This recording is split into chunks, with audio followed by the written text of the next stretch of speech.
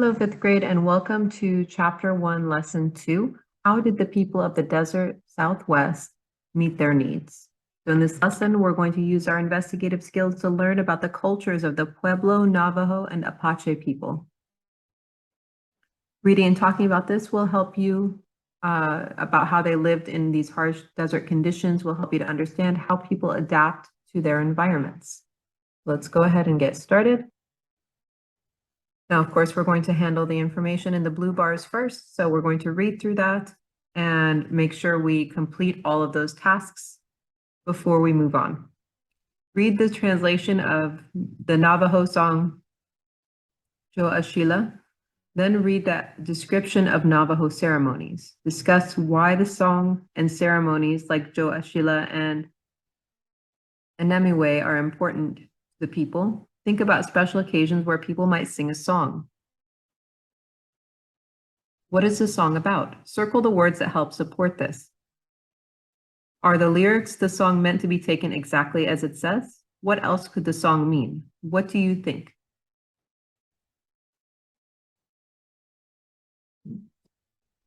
Navajo ceremonies. There are more than 60 major Navajo ceremonies. These are religious ceremonies that can last more than a week. These ceremonies may contain more than 500 songs. The ceremonies are long and complex and led by highly respected singers.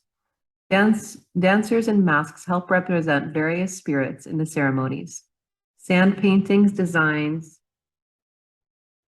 used using brightly colored sands are made specifically for each ceremony. The Anemiwe is a week-long ceremony meant to bring balance to people's lives. The ceremony was originally performed for warriors coming home from battle to help them return to everyday life. Today, it is also performed as a healing ceremony for people who are ill. Jo Ashila is a song performed as part of the Anemiwe ceremony. Here is the English translation of Jo Ashila. Traveling together, happy about beauty. It is beauty that they both came on a horse at the Anemiwe. Here we see a picture of some of the special items used during these ceremonies. Now, once you've completed what you've been asked to do in the blue sections, you can use the My Notes section to answer any question. We're going to go in and take a look at our first graphic organizer. Here, for this lesson, we're going to focus on comparing and contrasting. Now, to compare is to find similarities between things, so what's the same about them? And when you contrast things, you're looking at differences between them. So you want to read your text all the way through, look for keywords that relate the information that you want, summarize the information, and then review your answers. So what we're going to focus on in this graphic organizer is rituals and ceremonies. So you can list different rituals and ceremonies that are found in our communities, so such as weddings or funerals or any kind of religious holidays and celebrations. And then you can write down what's found in the Navajo communities. So we know that they had 60 major ceremonies that included singing and dancing and sand painting. So we listed the differences in these two boxes. Now, what we're going to do next is take a look at our textbook. We're going to read pages 20 to 27 in our research companion. That's your textbook. And you're going to write about the housing for the Pueblo, Navajo, and Apache people, the culture and religion for all three, and the economy for all three. So as you read, fill this in as you go. It makes it a lot easier than trying to remember all of the information at the end. The Pueblo people. The Pueblo peoples of the American Southwest have inhabited the area for more than 1,000 years. They mostly farmed crops such as corn and beans, and they built permanent homes out of stone and adobe clay. The Spanish word for homes is pueblo, and that is how these people got their name. Pueblo homes were modeled after the cliff dwellings of the ancestral Pueblo. They are cube-like rooms stacked on top of each other. The largest rooms are at the bottom, while the smaller rooms are near the top. There are also fewer rooms near the top. So the entire house does not look like a big square or rectangle, but more like a small stepped pyramid. Wooden ladders outside of the rooms were usually used to get from one floor to another. Sometimes the bottom floor would have no doors or windows. A person could only get in by climbing a ladder. This made the structure easy to defend because the ladder could be pulled up. Pueblo buildings were usually home to several families and had connecting shared rooms. They also contained kivas, a special below-ground room used for rituals and ceremonies. There are many groups that make up the Pueblo people. Two of these are the Zuni and the Hopi. The Zuni occupy the ancestral land in the Zuni River Valley, though their territory is not as large as it was in the past. Attacks by Spanish treasure hunters and later settlers from the United States caused the Zuni to abandon some of their villages. They gathered into a single village to better protect themselves. The village was called Halona and is now called Zuni. Another Pueblo group is the Hopi. Hopi people are believed to be one of the oldest desert peoples. Their village of Orabi is believed to be nearly 900 years old. They use dams and irrigation to grow crops such as corn, cotton, beans, and squash.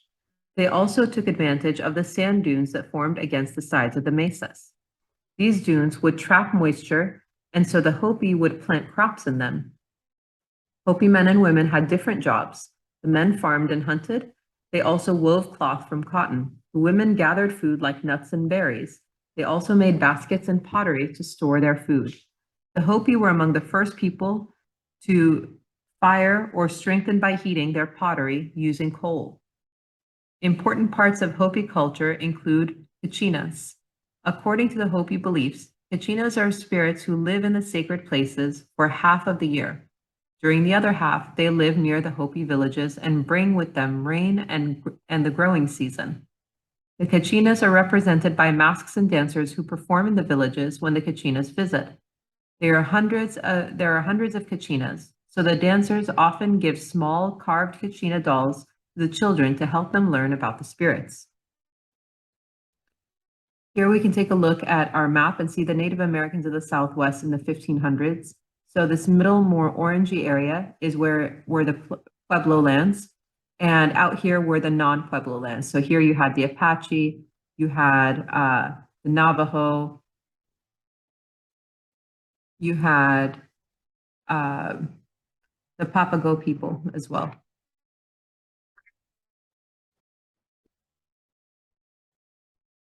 Next, we're going to read about the Navajo. The Navajo were neighbors to the Pueblo and borrowed some of their ideas. They used irrigation to grow crops, made clothes with cotton, and were skilled in making jewelry and pottery. Despite these similarities, the Navajo were not related to the Pueblo.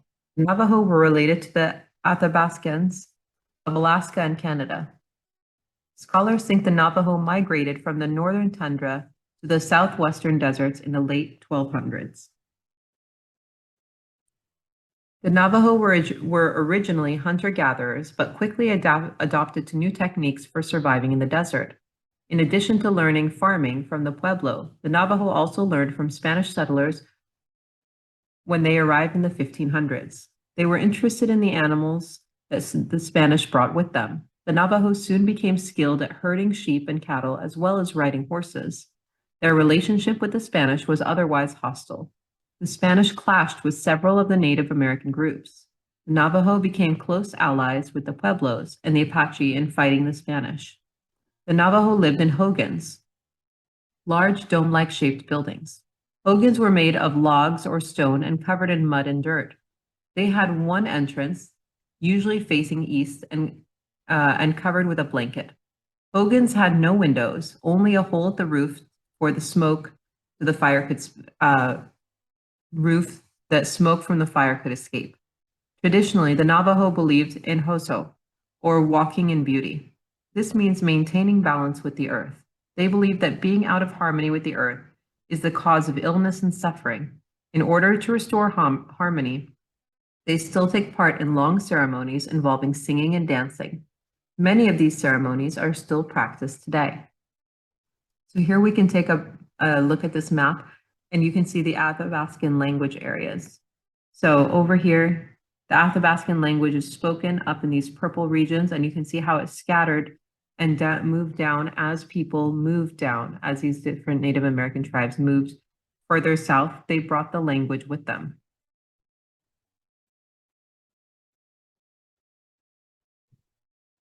The Apache. The Apache language, like Navajo, is in the Athabascan family. Therefore, many historians believe that Apache also migrated from Canada. Apache oral history, on the other hand, claims it was the opposite. According to the oral history, the Athabascans to the north are descendants of the Apache in the south. Whatever the origins, the Apache are quite different from the Navajo and Pueblo people. The Apache were not farmers, but hunters-gatherers. They hunted buffalo, deer, cougar, and other animals. The Apache were very skilled hunters and had tricks such as rubbing themselves with animal fat to hide their scent.